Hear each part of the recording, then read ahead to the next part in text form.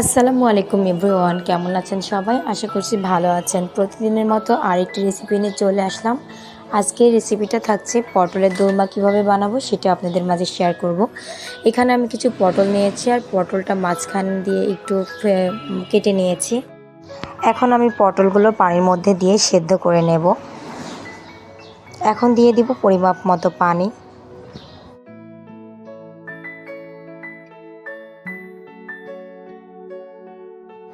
পটলগুলো সেদ্ধ হয়ে গেছে, এখন আমি এগুলোকে উঠিয়ে নেব। এখানে আমি কাঁচামরিচ কয়েকটা কুচি কুচি করে কেটে নিয়েছি, দিয়ে দিলাম 2-3টা পেঁয়াজ কুচি। স্বাদ মতো লবণ দিয়ে এগুলোকে আমি মাখিয়ে নেব।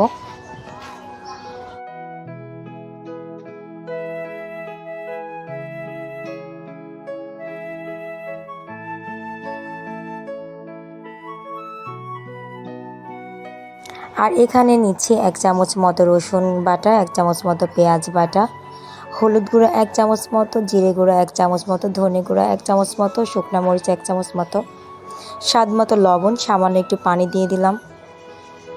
এখন এগুলোকে ভালোভাবে মিক্স করে নিচ্ছি।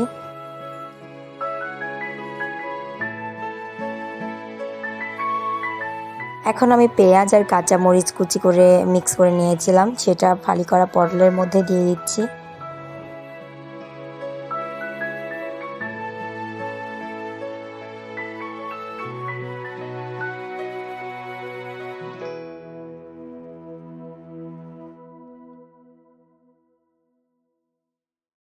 এখন আমি পটলের গায়ে মিক্স করা মশলাগুলো দিয়ে দিচ্ছি। এভাবে প্রত্যেকটা পটল আমি রেডি করে নেব।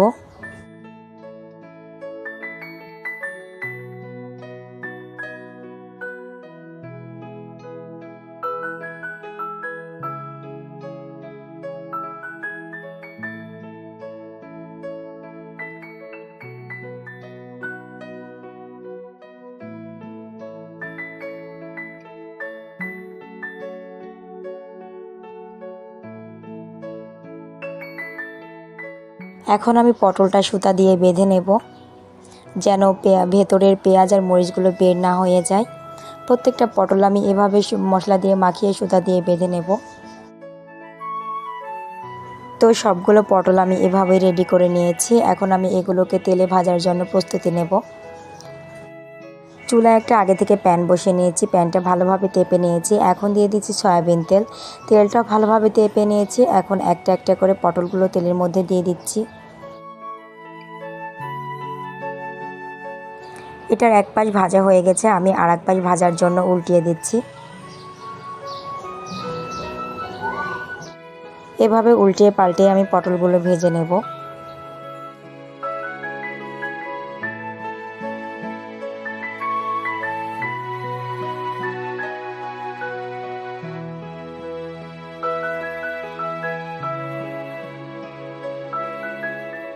পটলগুলো ভাজা হয়ে গেছে, এখন আমি উঠিয়ে নেব।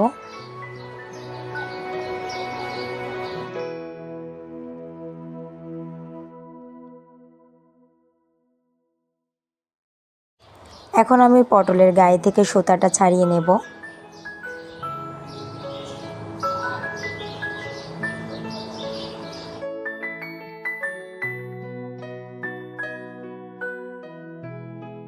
তো গাইস, আমার রেসিপিটা কেমন লেগেছে অবশ্যই কমেন্টের মাধ্যমে জানাবেন এবং সাবস্ক্রাইব করে পাশে থাকবেন।